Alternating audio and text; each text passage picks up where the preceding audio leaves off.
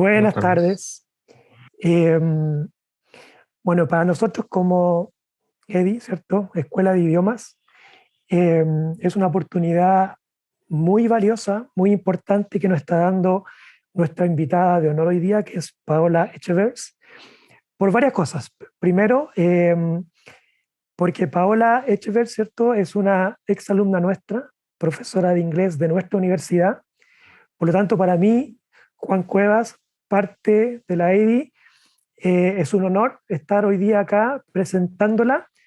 Afortunadamente tuve la suerte de ser profesor de Paola, de conocerla, de saber todas sus fortalezas como alumna y ahora como profesional del área de enseñanza del inglés y la tecnología, tema que ustedes, si me conocen, para mí es muy importante y muy apasionante.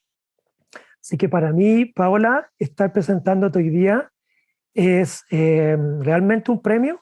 Además que esta aventura de dar este webinar me dio la posibilidad de conocerte un poco más y saber todas las cosas que estás haciendo hoy en día en la institución que tú estás trabajando ahora, cómo has implementado todo el tema de la tecnología en tus clases y también cómo estás explorando el área de la robótica, que es un tema que está entrando muy fuerte, no solamente en el ámbito de la educación, sino que en muchos ámbitos, en muchas áreas más de nuestro quehacer diario. Así que Paola, solamente para nombrarle algunas cosas que ha hecho Paola, Paola tiene un magíster en educación, tecnología e innovación. Además, ella es una profesora certificada por Apple y también es una educadora de innovación certificada por Microsoft. Entonces, como ustedes pueden ver, Paola tiene un currículum muy, muy extenso y ahora está pensando en eh, sacar su doctorado, que supongo, Paola, que también va a ser en el área de la tecnología. No sé si tú me quieres ahí rectificar, no sé si va a ser también tecnología. Sí, me encantaría. En eso estoy. Me encantaría el tema de las tecnologías exponenciales. En eso estoy. Ya. Bueno, Paola, tú sabes, tú ya me conoces por todo el tiempo que fuiste alumna mía y ahora colega, que también para mí el tema de la tecnología es un tema que me apasiona mucho, que me despierta, ¿cierto? Que me hace pensar, proyectar y cosas. Entonces, para mí es realmente un honor tenerte acá presente hoy día con toda tu experiencia y gracias por haber elegido el tema del trabajo colaborativo, el tema del pensamiento crítico, que son temas, ¿cierto?, que son puntales clave en todo lo que tiene que ver con la habilidad del siglo XXI. Así que va a ser muy interesante para nosotros como universidad, para nuestros alumnos de pedagogía en inglés y para todos los invitados que vienen de diferentes partes. Veo aquí también algunos colegas de la Universidad de Chile. Eh, Saber un poco de tu experiencia, tanto lo positivo o negativo, porque yo sé que implementar tecnología es black and white, también tiene algunas cosas algunas barreras con las que uno tiene que chocar, muros que tiene que ir derribando. Entonces, invito a todos los asistentes hoy día a que vayan en el chat poniendo, ¿cierto?, su nombre y su email para posteriormente poder compartir con ustedes esta grabación y también compartir con ustedes la pequeña encuesta. Así que, y todas las preguntas que vayan surgiendo también que las podemos hacer al final. Eh, Estoy seguro que van a surgir muchas preguntas con respecto a este tema. Así que, Paola, un gusto para nosotros tenerte hoy día acá y esperamos que sea una aventura interesante. Food for thoughts for everybody. So welcome and the floor is yours. Thank you. Muchas gracias, profesores. Es un gusto estar acá. Para los que no me conocen, efectivamente fui exalumna de la universidad. Además de eso, tuve la oportunidad de trabajar con el profesor Juan Cuevas. Él fue mi tutor de tesis. Mi título llevaba también por, por consigna el tema de cómo la robótica de alguna manera aportaba en la educación.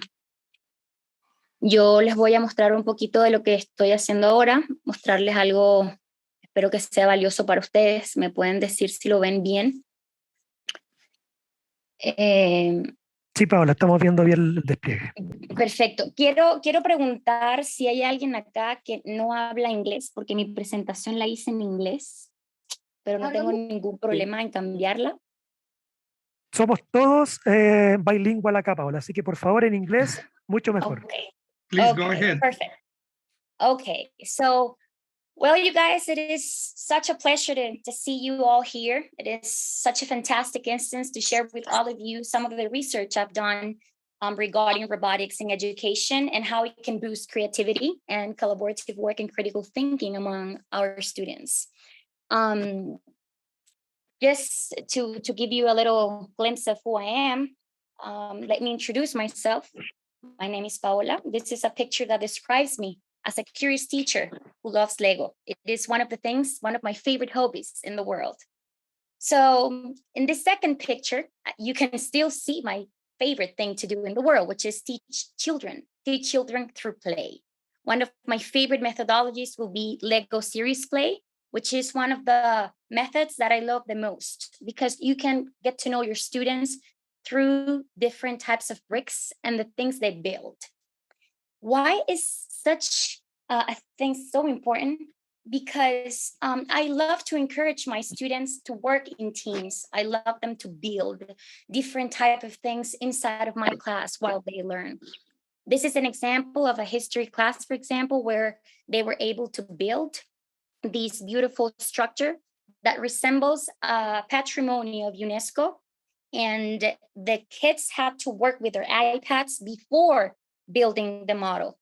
So for that, let me show you the next. What we did is I came up with this little upgrade and decided that I had to introduce programming and technological devices because technology is not only an iPad, it's not only a laptop. Technology has to do with different processes. In this case, in this part over here, you can see kids working together.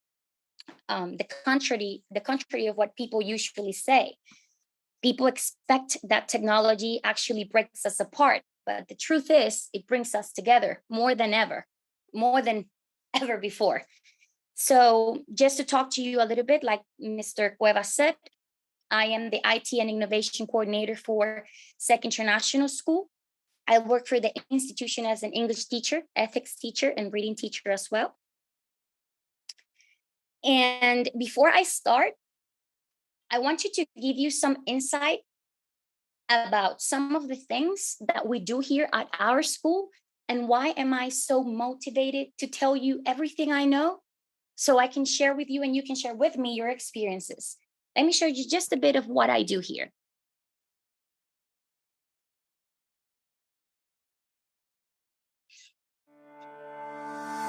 En el Colegio Internacional SEC preparamos a nuestros alumnos con las habilidades necesarias para enfrentar la cuarta revolución industrial, despertando en ellos la creatividad, el pensamiento crítico y enfrentándolos a distintas metodologías de trabajo que los sitúan como los protagonistas de cada experiencia, construyendo, diseñando, programando y ejecutando distintas secuencias didácticas enfocadas en desarrollar las habilidades del siglo XXI. Nos destacamos en el uso de softwares especialmente diseñados para ofrecer experiencias educativas de calidad, donde nuestros alumnos aprenden de manera experiencial contenidos interdisciplinarios. Una de las actividades favoritas de nuestros estudiantes es el uso de herramientas como Minecraft. El uso de esta herramienta hace que su pensamiento cobre vida a través de la construcción mediada en un entorno 100% virtual. Una de nuestras apuestas es la integración de robótica como un medio para promover el aprendizaje basado en proyectos, que impulsa el uso de herramientas digitales para potenciar el trabajo en equipo. Todas nuestras actividades están orientadas al uso de la metodología TITAN, donde funcionamos el contenido curricular con las competencias tecnológicas requeridas para el mundo al que nuestros alumnos estarán expuestos una vez al egresar desde nuestro centro. Integramos dentro de nuestras actividades la creación de páginas web, donde nuestros alumnos son capaces de presentar posibles emprendimientos para el futuro. En nuestro colegio nos tomamos la diversión como el motor de una secuencia didáctica. Construimos grandes monumentos y patrimonios UNESCO alrededor del mundo en Lego, despertando así la creatividad, el conocimiento histórico-cultural de nuestros alumnos. En nuestro colegio nos concentramos en que nuestros estudiantes sean capaces de aplicar el conocimiento tecnológico, así cada estudiante pueda ser formado de manera integral.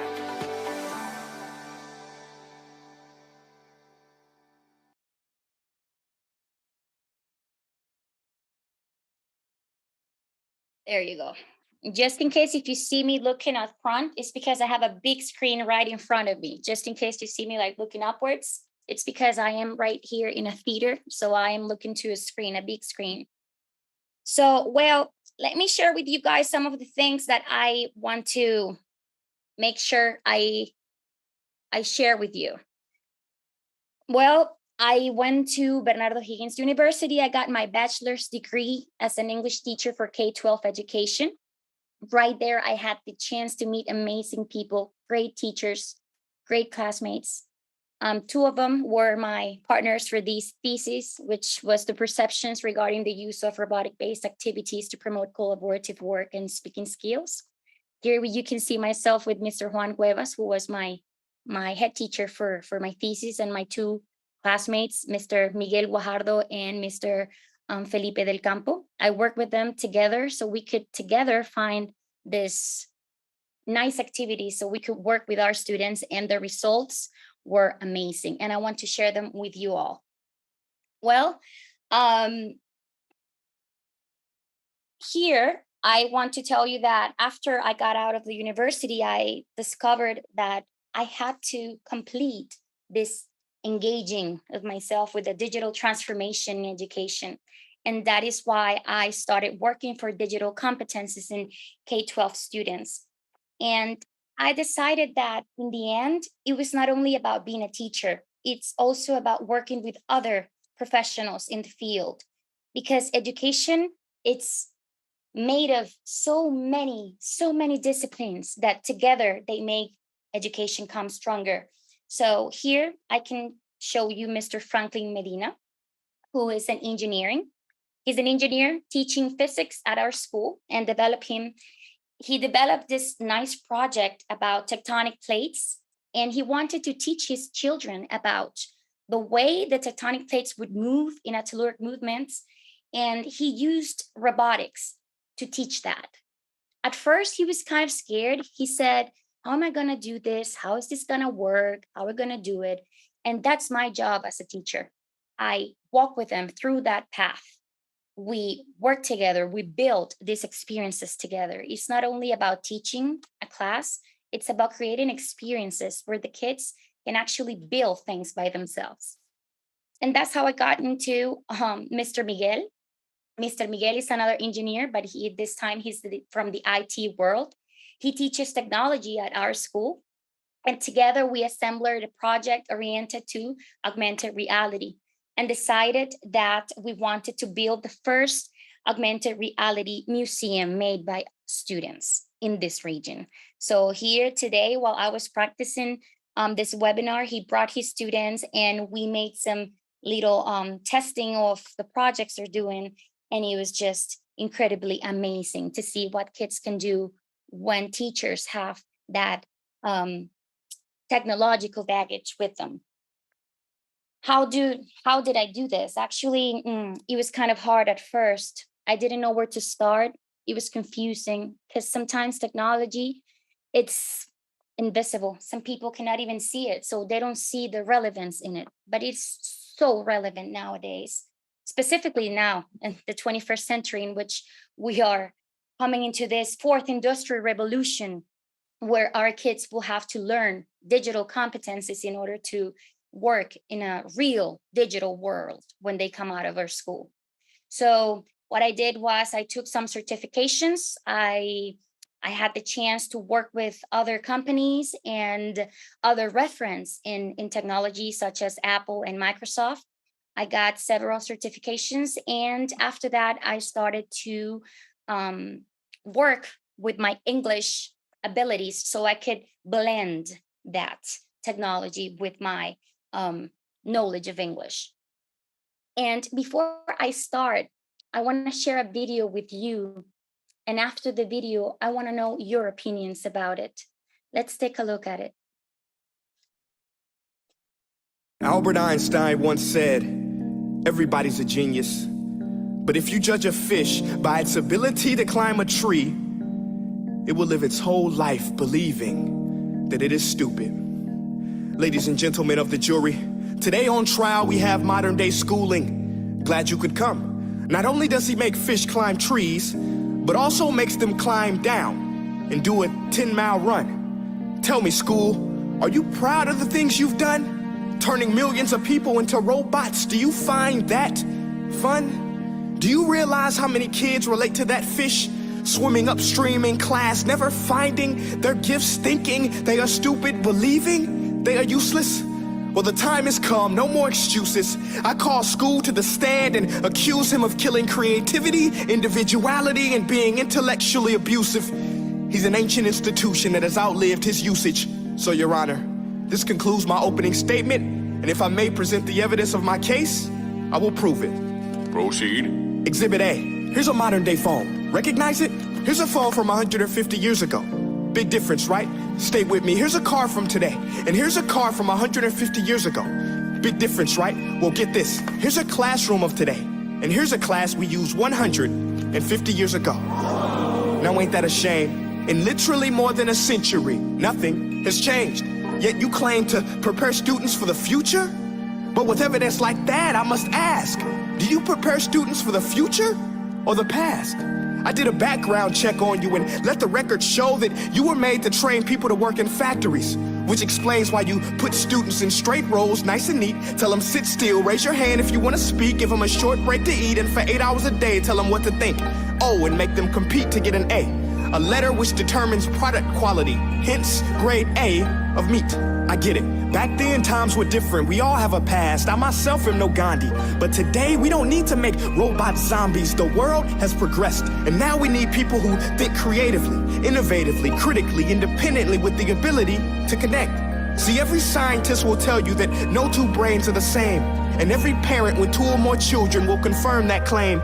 So please explain why you treat students like cookie cutter frames or snapback hats, giving them this one-size-fits-all crap. Watch your language. Sorry, Your Honor, but if a doctor prescribed the exact same medicine to all of his patients, the results will be tragic. So many people would get sick, yet when it comes to school, this is exactly what happens, this educational malpractice, where one teacher stands in front of 20 kids, each one having different strengths, different needs, different gifts, different dreams, and you teach the same thing the same way?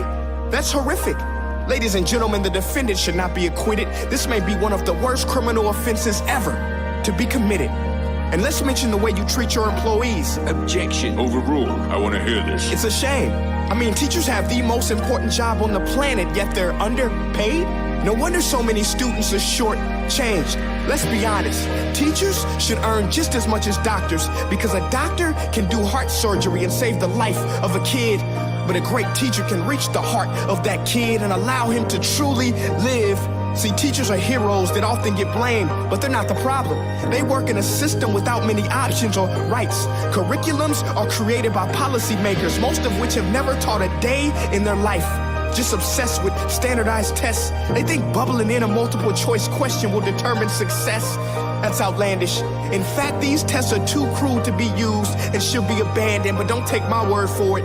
Take Frederick J. Kelly, the man who invented standardized testing, who said, and I quote, "These tests are too crude to be used and should be abandoned." Ladies and gentlemen of the jury, if we continue down this road, the results will be lethal. I don't have much faith in school, but I do have faith in people. And if we can customize healthcare, cars, and Facebook pages, then it is our duty to do the same for education, to upgrade it, change it, do away with school spirit, because that's useless. Unless we're working to bring the spirit out of each and every student, that should be our task. No more Common Core. Instead, let's reach the core of every heart in every class. Sure, math is important, but no more than art or dance. Let's give every gift an equal chance. I know this sounds like a dream, but countries like Finland are doing impressive things. They have shorter school days. Teachers make a decent wage. Homework is non-existent, and they focus on collaboration instead of competition. But here's the kicker, boys and girls. Their educational system outperforms every other country in the world. Other places like Singapore are succeeding rapidly. Schools like Montessori, programs like Khan Academy, there is no single solution. But let's get moving, because while students may be 20% of our population, they are 100% of our future. So let's attend to their dreams, and there's no telling what we can achieve. This is a world in which I believe. A world where fish are no longer forced to climb trees. I'll rest my case.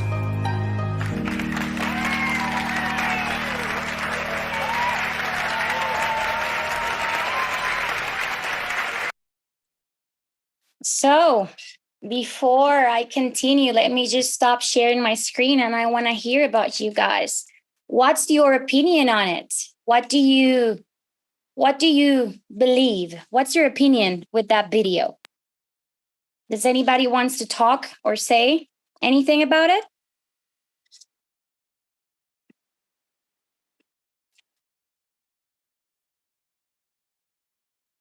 Anybody can relate to it? Usually when we go to school, what we do is, why are we teaching this? Why are we doing this? Before teaching contents, we have to teach people. We cannot forget that we're teaching humans. Even though we're using technology, we cannot forget that collaboration. We cannot forget that work, because we're not training machines, we're training humans. And for humans to be humans, we need to be humble, and we need to get to them in the right, at the right time, in the right place. Let me go back to my presentation. If you have questions, please feel free to ask them as many times as you want. Let me just go here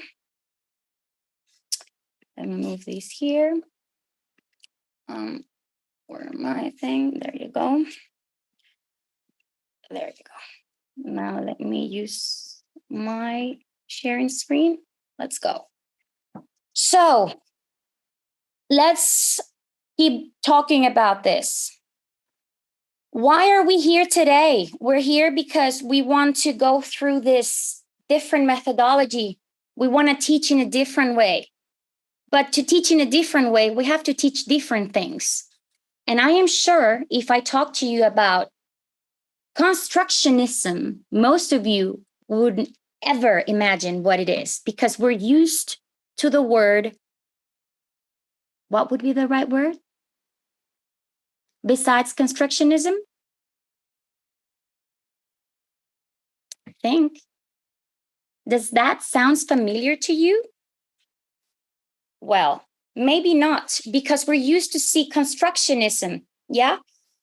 Actually, if you're in an education program, or if you work as a candidate in a teaching program, you might be thinking, why is this so important? It is important because it is not only about building prototypes, it is about collaborative work. It's about sharing. It's about building bonds with classmates. It's about talking, discussing, researching. It's about looking for a way to learn in a different way. It's not about reading anymore. It's not about just getting pockets and pockets full of pages and, filling out books. No, it's about building. How do we build? Usually when we say build, we find difficult to think that actually people from high school would work with us. But, you'll get surprised. Either you're too small for a 3 or 4-year-old, or if you are actually a big person. For example, you're already graduating high school and you believe that playing with bricks is for kids. Well, it's not. Bricks are for everybody, from children until adults. And that is why the best way to approach digital literacy is with toys. In this case, I would use digital literacy through Lego, which is the first object that I used as a teacher to promote the digital literacy. And you might be thinking, but what does bricks have to do with digital literacy? Well, it has to do a lot, because at first it becomes just a brick. Then the brick becomes a toy. When the kid learns that the brick is a toy, he finds more kids to play. And then between them all, they find solutions for real life problems. And those solutions are built by the interaction. They have to actually talk to each other. They have to research. They have to find scientific evidence about things, but through experience. It's not the same that I give you a book and I tell you have to read 2 chapters, that I tell you that we're going to do a project and that we will have to spend the next 4 weeks working on such an entire, so fun project for the kids. Let me tell you one example because you might be thinking, well, yeah, but it works for technology. It works for English. It works for history. It works for science. Any discipline you want to imagine, it works. I want to show you an example of how a science teacher worked with the food chain with blocks. Before using robotics, they used the blocks to make sure the kids would understand the right order of the food chain and how the food chain would progress and how they actually used those bricks to explain those concepts. Let's see. And a bug flew and ate it. A mouse came and ate the bug. Then a fox ate the mouse. And then when it died, the fungi ate the fox. And then more plants. Very good. So this was just a simple video, just a couple of seconds. He got his Legos. He built his animals. He thought, and then he projected those thoughts and built real life objects to represent the way he was thinking the food chain would work. So he used Legos to represent how one animal ate the other in a very specific order. Now, right here, he was in first grade. Let's see how another first grader would actually understand the food chain through bricks. The duck eats the fish. The crocodile eats the duck. The eagle eats the crocodile. The eagle dies and the fungi eat it. Very good. That's another very short example. Do you see that the only thing you need are just a couple of seconds? You can make a whole experience out of Legos, and they don't know they're learning. You just tell them to explain you how the food chain works. But actually, they had to think, research, work with their classmates. They only have these little boxes with less than 100 pieces inside, and they have to build the animals themselves. So we found out that really interesting. And then we thought, how can we take that science? How can we take that technology to the next level? Well, it was very hard at first, but after doing lots of research and reading a lot, we found out that there was this amazing way to teach children, which was the constructionism promoted by Seymour Papert. If you know about constructionism, I invite you to take a quick look to what Seymour Papert proposed. He established that learning experiences actually would take place through the elaboration of technological objects by programming them through digital literacy. The first step was to take Legos and then build those Legos as a model. And then they had to recreate that Lego and give life to it. It was very interesting because Seymour Papert started this as a co-worker with one of the, like maybe a reference in education. He used to work with people such as Jean Piaget in Geneva. And he started this program where he wanted the kids to learn digital literacy through this program called Logo. Logo was this beautiful turtle in a digital world in which this turtle had to move into different places while he draw things. For example, in this picture that I show you here, the turtle should move into different places. But for the turtle to move, you should tell the turtle how to do it. And that's where artificial intelligence comes.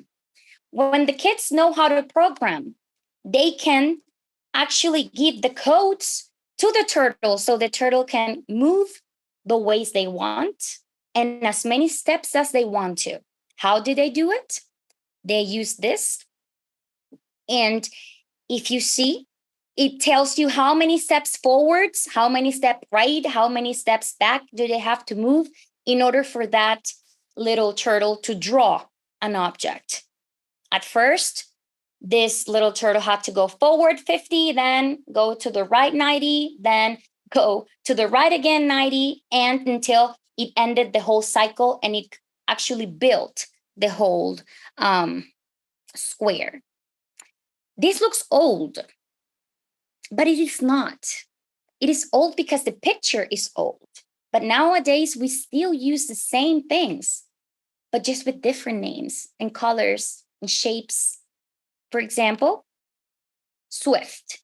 Swift is a programming language that's actually made by Apple for its devices, and kids can learn digital languages through coding. And this coding, if you look at it very closely, is pretty much as the logo one. If you see here, it tells you how many spaces do you have to move forward, how many spaces do you have to do to collect the gem, and it is a very intuitive. You just need to make sure you play. Once you play, you're going to be able to teach that digital object to move the way you want it. But the problem is that we are common people and we are used to use the artificial intelligence in common ways. When I talk to you about artificial intelligence, maybe it comes to your mind support, maybe it comes to your mind security, or being on call 24/7, or even e-commerce. That's usually how we can actually envision artificial intelligence. But the truth is that it's more than that. But I didn't understand that until I met Andrew Silwinski. Andrew Silwinski is a co-director of Scratch.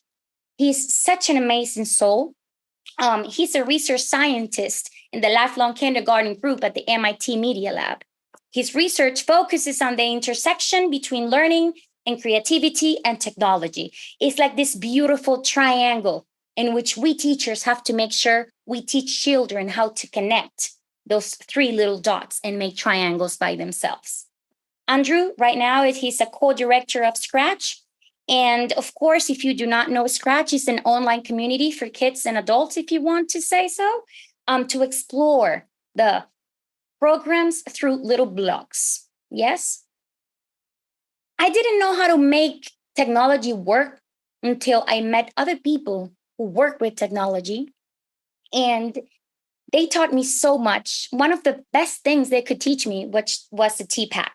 The TPAC is one of my favorite methodologies of teaching, and it is the way we blend the knowledge with the technological knowledge, with the pedagogical knowledge, and the content knowledge.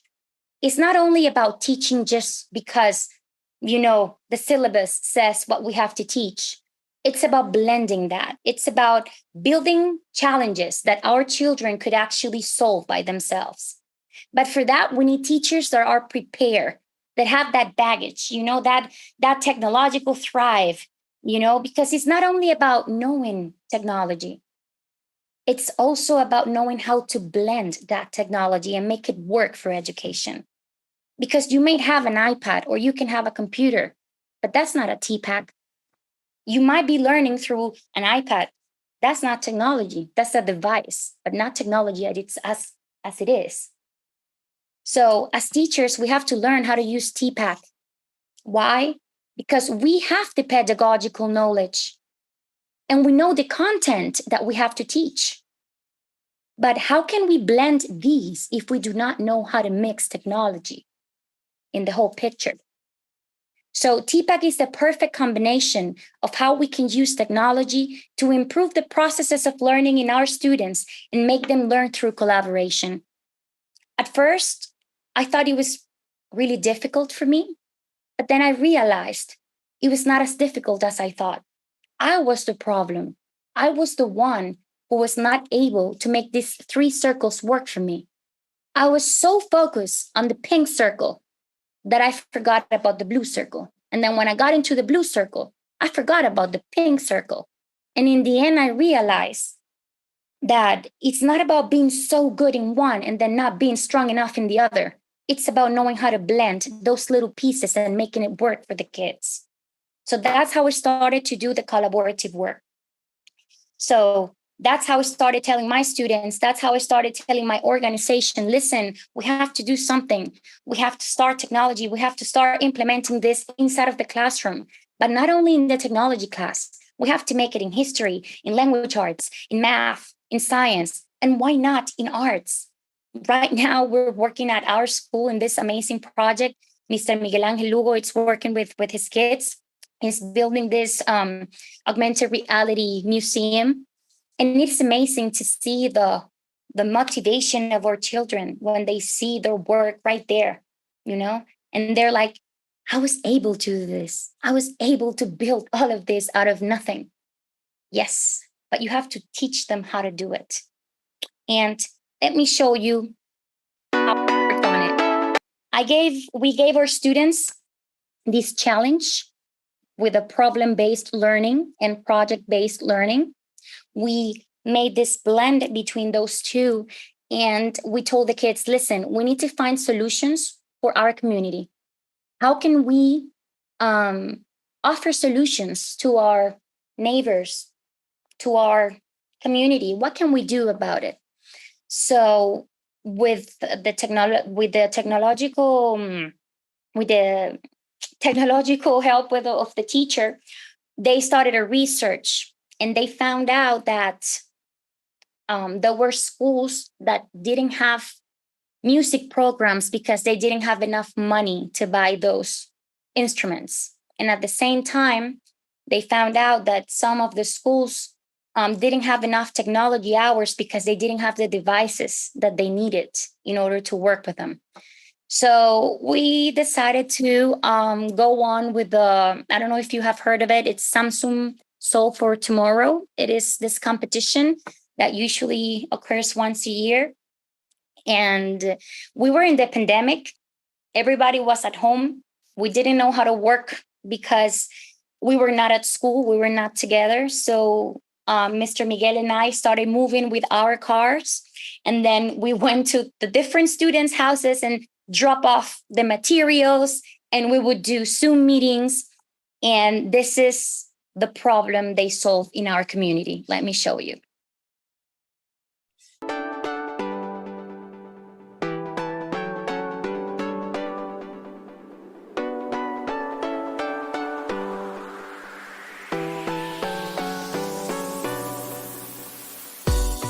La problemática o necesidad que estamos buscando satisfacer con nuestro proyecto son las insuficientes horas de clases de tecnología y música en colegios municipales, porque, según nuestro punto de vista, estas requieren integrar una asignatura de habilidades tecnológicas que enriquezcan el procedimiento de aprendizaje y que tenga un valor significativo, además de ser más lúdicas que las clases comunes. El impacto de nuestro proyecto es disruptivo y de alto alcance. Este impacta de manera positiva, principalmente a los alumnos de educación básica y media de los distintos establecimientos municipales de nuestra comuna. La solución consiste en difundir la alfabetización digital a través de herramientas tecnológicas que permitan automatizar el aprendizaje de los alumnos. Nuestro prototipo se basa en la presentación de un instrumento musical hecho a mano y con materiales de reciclaje. Este instrumento será programable desde la plataforma Scratch 3.0 y a través de la placa electrónica Meki se les asignarán notas musicales correspondientes, convirtiendo así lo que antes era un desecho en un instrumento educativo que promueve las habilidades del siglo XXI. Nuestro proyecto El Ritmo consiste de dos instrumentos, un teclado y una batería. La batería, en vez de tener los instrumentos convencionales, tiene las formas, para que así sea una manera más lúdica de los pequeños de aprender las formas. El teclado quisimos apegarnos un poco más a la figura del instrumento. Este replica las notas que tendría un piano. Esto funciona gracias a que tenemos tornillos que van al interior de la caja, que es donde están conectados los cables de Meki para poder realizar el sonido. Y estas placas de cobre harán que podamos tocar en una superficie mayor el instrumento. Pero también necesitamos tener los cables tierra a mano. En este caso yo los puse en anillo, así que cuando tocamos una mano u otra funcionará.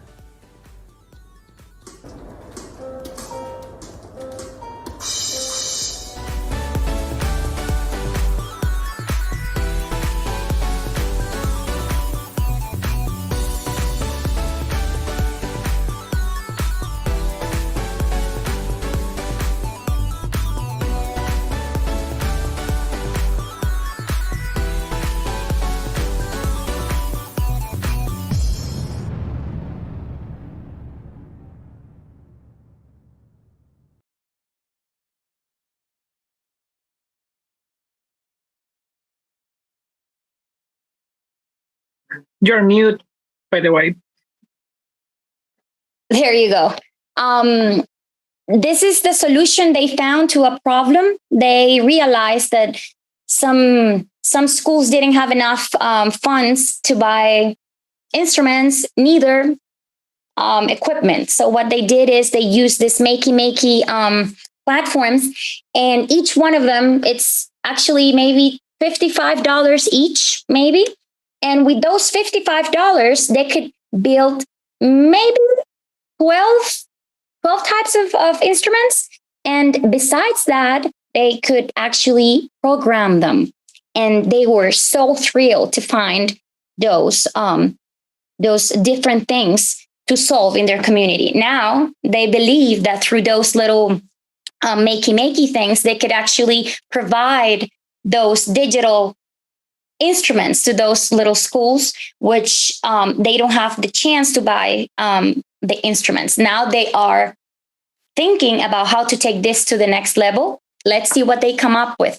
But this is a good example of how our kids can actually work together to find purposes in life, to make really, really amazing things between them. So before, wait a minute. There you go. So I want to know, so far, I've seen only emails here. What are the things that I have talked to you about? That do you have questions? Have you seen any of these activities before? Does this sound reliable to you? Or do you think this is not going to be a good thing that you can actually implement at your school? What would be the block? The money? The support? What would be the question of how can we take this to our schools? Before this started, I was talking to Mr. Ulises and Mr. Juan Cuevas that some people believe that these are things that are impossible, and they're way more possible than what you think. You just have to talk to the right people. You just have to find the funds. There are lots of funds. Fundación Mustakis is one of them, for example. País Digital has lots of them too. You can find lots of places where you can support education by giving, because it's not only about asking money, it is also about doing things to make your students have the right tools to become the future professionals of our world. Now, do you have questions? Is there anything else that you want to know or that you have any doubts about?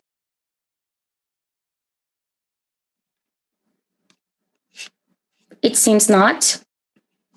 So, right now, Pia, do you have a question?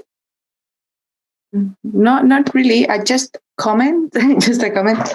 I also research like technology, but I'm quite new. Like I'm researching about video games and how children learn English through video games. And I realized that actually Minecraft, for example, has a lot of impact. Many children play Minecraft and they actually learn English from it, right? You can have like a crafting table, for example. And if you play it like with other children, right, they also exchange ideas, and many other games that actually have a lot of potential for children to feel closer to English, right? And also I think that technology allows spaces for children to keep on learning when they are not at school, for example, right? Like other spaces. But I'm encountering a lot of problems because I have to play with the kids and I can't go to the schools to play because they don't have Wi-Fi and most of the games are blocked, right? So I can't go to school and play Minecraft with the kids, which is the second phase of this research project, because of these issues, right? Like, so it's not only money, but it's also like a way to protect children, right? From content is like by blocking access, right? But at the same time, I can't like work with them because of the same issues. So I mean, like in the middle of a situation that actually made me change my research program, and I will have to go and play with the kids at home because of these issues with schools, right?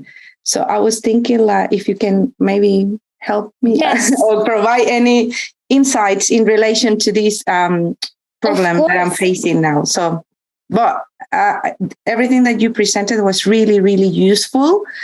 And I guess that it will be useful for the students too, to think about other ways to teach, like besides traditional methods or even innovative methods are not that innovative anymore, right? And I guess that after the pandemic, there's no doubt that we need to incorporate technology, right, into, especially with English, right? It's much more interesting, like, and even the teachers also play. So it's not, as you said, it's not only for kids, but it's also for grown-ups, right? So I was fascinated, or I am fascinated with your work and everything that you presented. So thank you very much for that.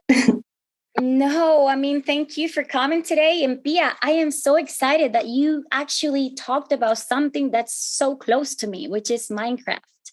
We have this Minecraft project at our school. For those of you who do not know what Pia is talking about, there's this very viral video game that's called Minecraft. Most of the students play it, or they know about it. Exactly. Most of our students, they do have them. And if they don't, they know how to play it, or they play it with somebody else. Here at our school, besides having robotics, we do have a program for Minecraft. We actually work with Minecraft. We work with a Mine Academy.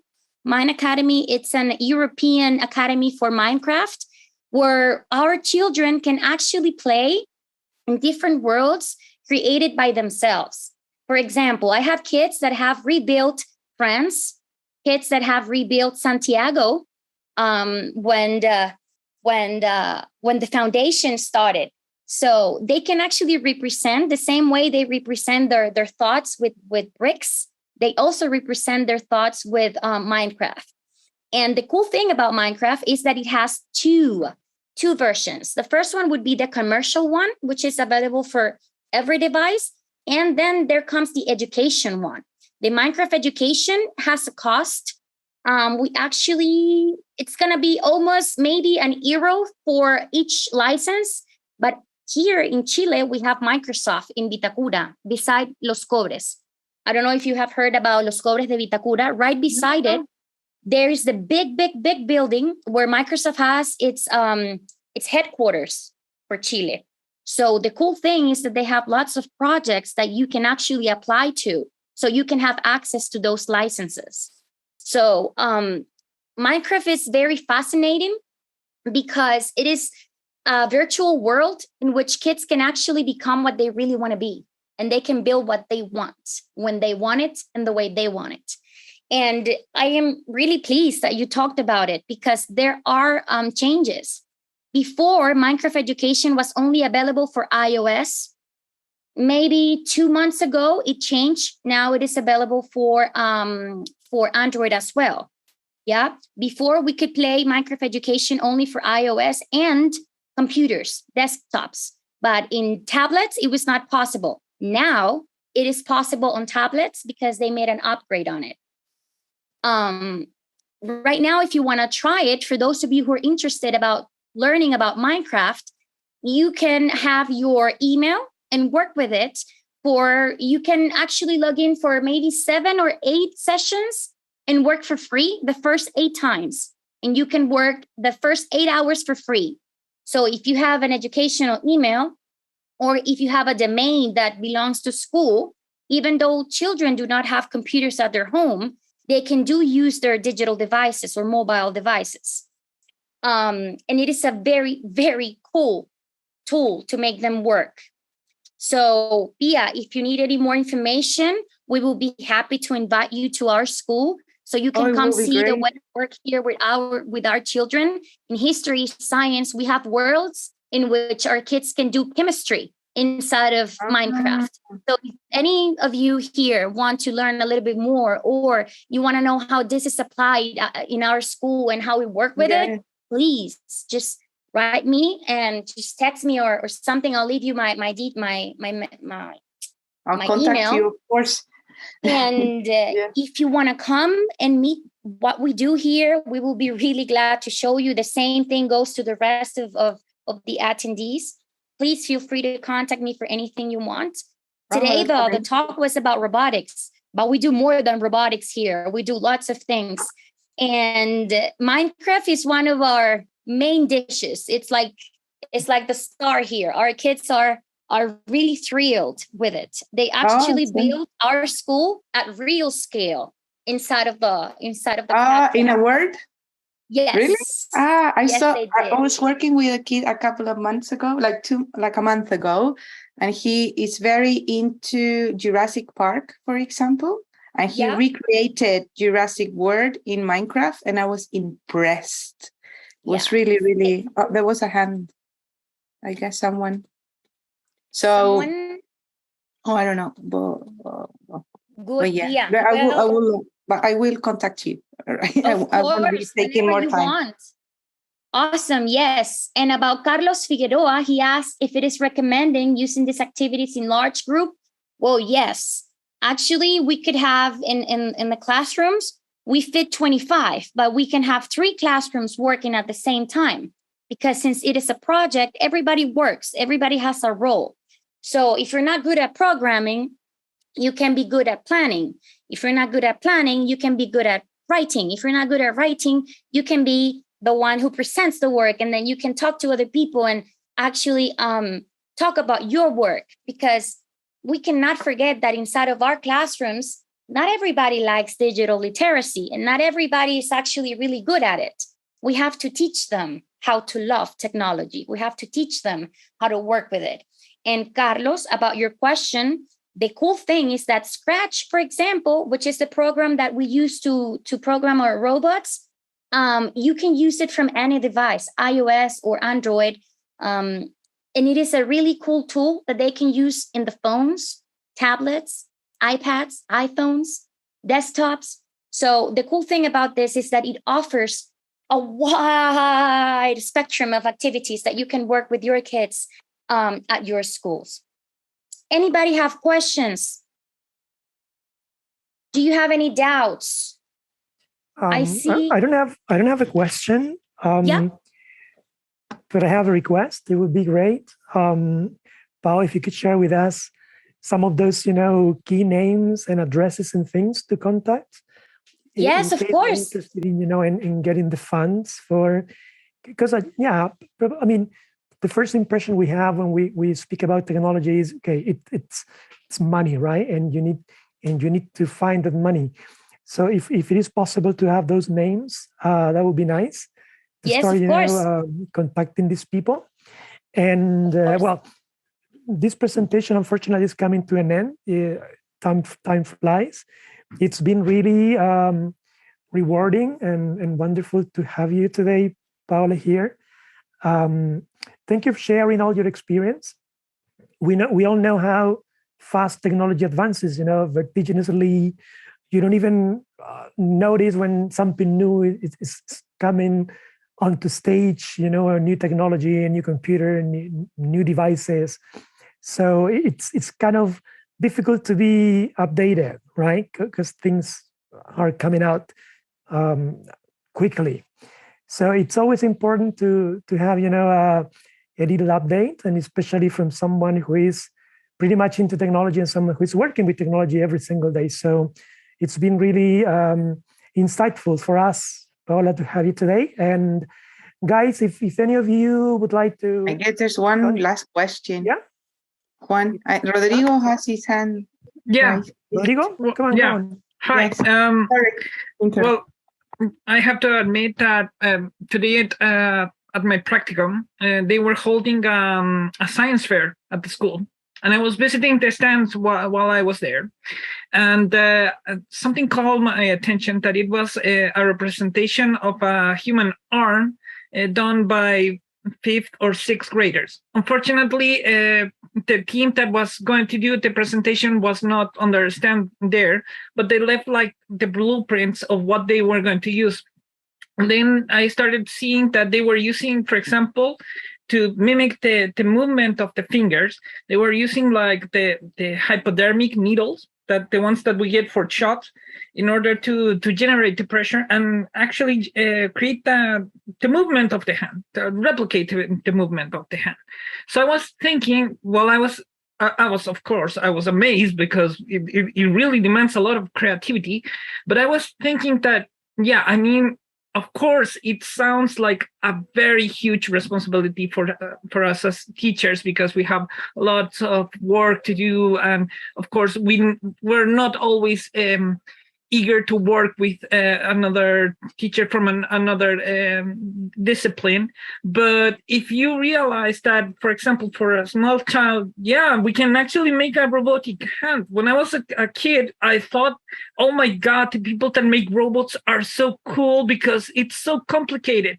And then I realized, after learning by myself, oh yeah, so that's how they make robots. Robots are not that complicated.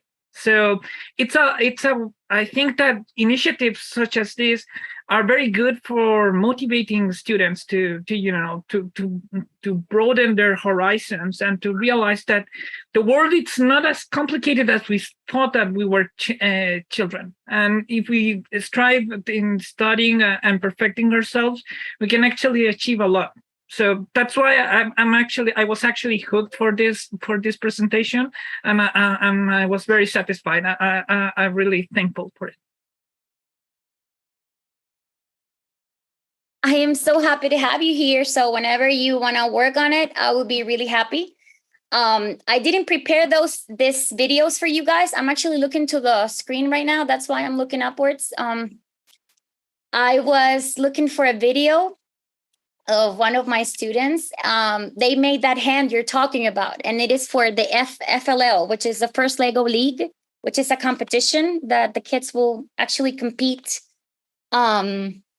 almost in 2 weeks from now.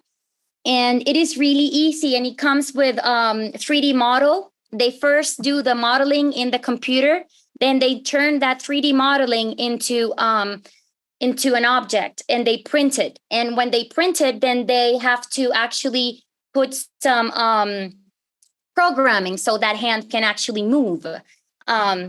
There's been so many cool projects that I would love to share with you guys in another instance, because I'm sure most of you have things to do. But just feel free to write, send me an email, and I'll be happy to share all of that work with you. I have material that I can lend to you if you want to start working with it.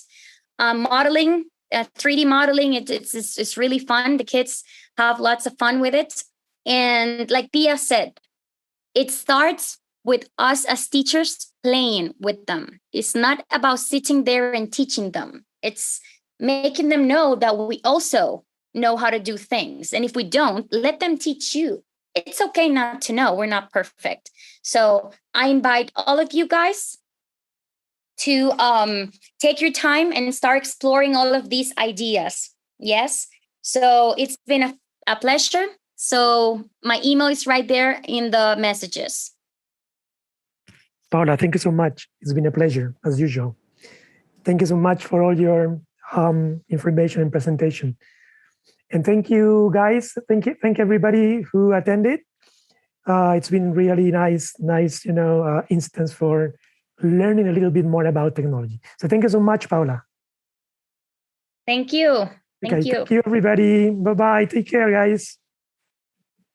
Bye.